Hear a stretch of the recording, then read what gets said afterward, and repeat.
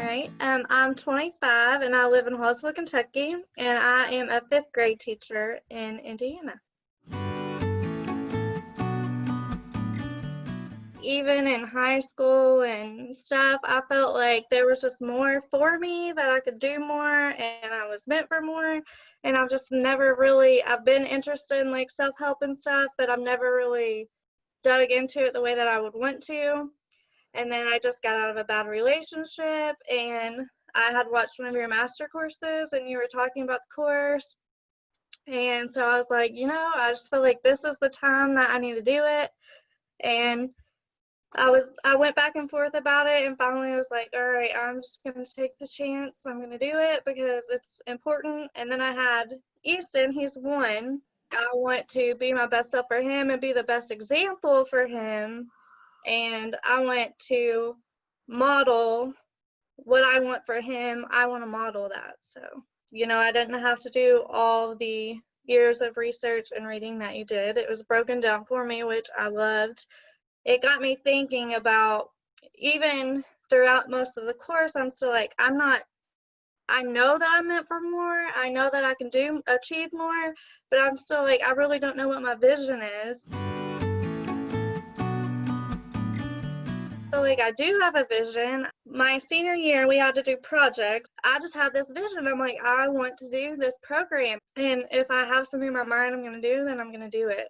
We had to send out flyers and get volunteers and raise a bunch of money to bring the program. And they did tons of like team building activities, and they told their stories about their lives and talked about bullying. And it started because Rachel was the first student killed in Columbine, so her family started it.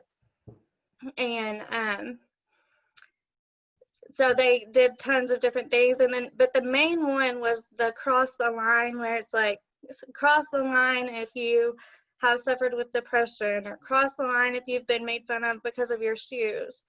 And I feel like the majority of people cried through that whole thing because adults were crossing the line, and then kids you would never think crossing the line. And it was just like a comfortable environment for people to be honest and actually see what was going on with other people. And I just loved everything about it. It's just, like I told you, I don't think that I've been more proud of anything that I've done, because I felt like that impacted a lot of people. I would like to create something similar to that. Big thing for me is knowing that you have the potential and that it's out there, that you just have to, like I said, take the chance. And I think it's just, even if like the meditation and all those things, if you're not doing them right away, at least it's in your mind. Like you definitely will have a different mindset. And I'm still focusing on that, like we said with Easton's dad.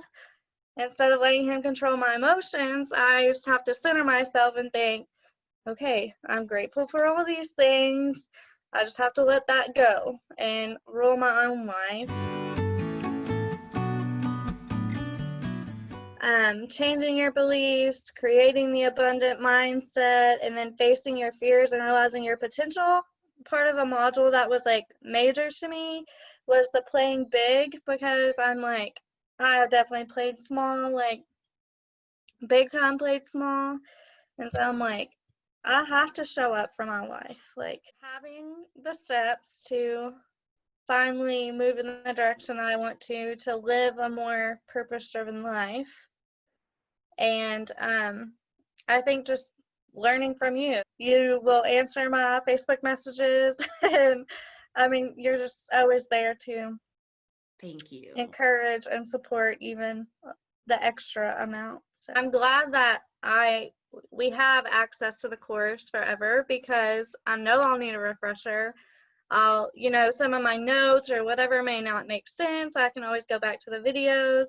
And then I'm excited about when a new group comes to be able to see what kind of things are changing in their life, and they get inspiration from us and we get some from them, because I mean, we're all on different journeys, but we're all wanting the same things for ourselves. money-wise, like, is this a responsible decision? Do I really need to do this? Do I have the money to do it? And that's why I was going back and forth. I'm like, I have no idea of really what I'm expecting. I don't know what I'm going to get out of it. So I was like, I don't know what to do. But then finally, I just decided, I'm like, to me, this is like my sign that this is the opportunity for what I've been looking for. So I'm just going to do it. And I'm definitely glad that I was. And like I said, I was scared that I may not come away with a vision. And it did take me the whole time, but I finally do feel like I have a vision and I'm excited about it. A big reason why I finally went through with it, because I was like, I don't want to sit here and just wish that I was doing more. I want to have the steps to do more, and which is what I got out of it. I enjoyed it though. I'm very glad that I decided to do it. So I think it is a good fit for anyone who's wanting to take the steps to better themselves and better their life, and anyone who wants to be in the group like we are that needs people to encourage them, definitely, because I think that's going to be a major part for me with the family situation.